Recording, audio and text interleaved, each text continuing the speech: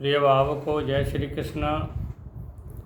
आज मैं ये बताने जा रहा हूँ कि जिन जातकों की या व्यक्तियों की सिंह लग्न की कुंडली होती है और उसमें अगर काल सर्प दोष होता है तो उसका क्या प्रभाव होता है और क्या प्रभाव नहीं होता है, इससे बचाव कैसे होता है, इसके बारे में जानकारी दे रहा हूँ।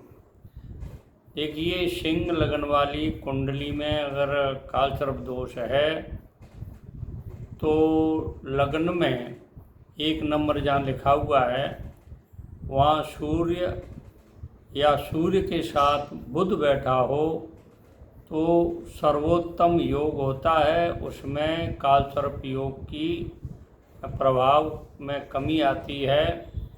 और देखिए, चतुर्थ भाव में जहाँ 4 नंबर लिखा है वहाँ मंगल होता है तो भी काल सर्प दोष का योग कम हो जाता है, प्रभावहीन हो जाता है। यह 7म भाव में शनि हो और 10म भाव में चंद्र और शुक्र हो तो भी काल सर्प दोष का योग कम हो जाता है।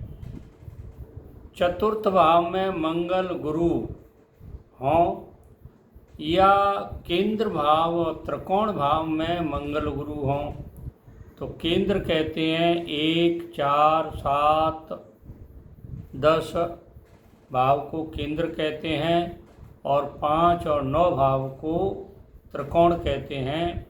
अगर 1, 4, 7 और 10 भाव में अगर मंगल और गुरु हों और 5 और 9वें भाव में अगर मंगल और गुरु हों तो काल सर्प दोष का प्रभाव कम हो जाता है। 5म भाव में गुरु चंद्र केंद्र और त्रिकोण में भी हो, केंद्र मैंने बताया, त्रिकोण बताया, गुरु अगर चंद्र दोनों केंद्र स्थान में हो या 5म भाव में हो या 9वें भाव में हो तो काल सर्प दोष का योग कम हो जाता है। 3 या 3 से अधिक ग्रह या तो मित्र राशि के हों या उच्च के हों या स्वक्षेत्रीय हों तो काल सर्प दोष का योग कम हो जाता है। सूर्य, मंगल और बुध किसी भी केंद्र में हो, चाहे 1 में हो, चाहे 4 में हो, चाहे 7 में हो, चाहे 10 में हो, सूर्य, मंगल और उनमें केंद्र में होंगे तो भी काल सर्प दोष का योग खत्म हो जाता है। चंद्र या तो लग्न में हो या चंद्रमा के लगन आगे या पीछे कोई शुभ ग्रह बैठा हो, चाहे तो द्वितीय भाव में चाहे 12वें भाव में चंद्रमा से, यानी आगे पीछे कोई शुभ ग्रह हो तो भी काल सर्प दोष दूर हो जाता है। यही लग्न के हिसाब से जहाँ 1 नंबर लिखा हुआ है उसके आगे पीछे कोई शुभ ग्रह हो, आगे भी हो और पीछे भी हो तो भी काल सर्प दोष का योग कम हो जाता है।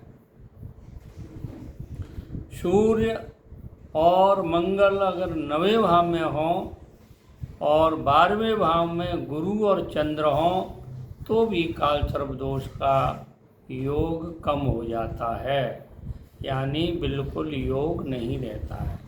अब देख लिए कि काल सर्प दोष का प्रभाव कब पड़ता है, कौन से ग्रह कहाँ बैठे हों तो उसका प्रभाव बढ़ जाएगा।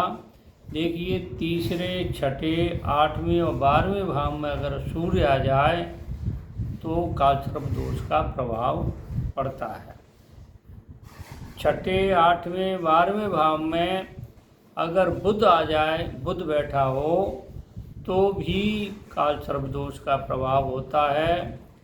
मंगल जो है 12वें या 8वें भाव में हो और गुरु 6ठे भाव में हो तो भी काल सर्प दोष का योग बन जाता है। चंद्रमा से 6ठे, 8वें, 12वें भाव में अगर गुरु बैठा हो चंद्रमा से गिन करके, ठीक है ना, छठे, 8वें और 12वें भाव में अगर गुरु बैठ गया हो तो काल सर्प दोष का पूर्ण प्रभाव पड़ता है। राहु या केतु के साथ, चाहे तो राहु के साथ में चाहे केतु के साथ में सूर्य, चंद्र, गुरु और शुक्र बैठ जाएं, यानी इनमें से कोई एक ग्रह बैठ जाए, चाहे सूर्य बैठ जाए, चाहे चंद्र बैठ जाए, चाहे गुरु बैठ जाए, चाहे शुक्र बैठ जाए, या इनमें से 2 बैठ जाएं, 3 बैठ जाएं, चारों के चारों बैठ जाएं, तो भी काल सर्प दोष का प्रभाव होता है। 3 या 3 से अधिक ग्रह या तो नीच राशि के हों या शत्रु राशि के हों तो भी काल सर्प दोष का प्रभाव बढ़ जाता है, होता है, 100% होता है। तो देखिए, मैं आपको ये बड़ी महत्वपूर्ण जानकारियाँ दे रहा हूँ, आपके काम आएंगी, देखते रहो, ठीक है ना, कभी न कभी काम ज़रूर आएंगी।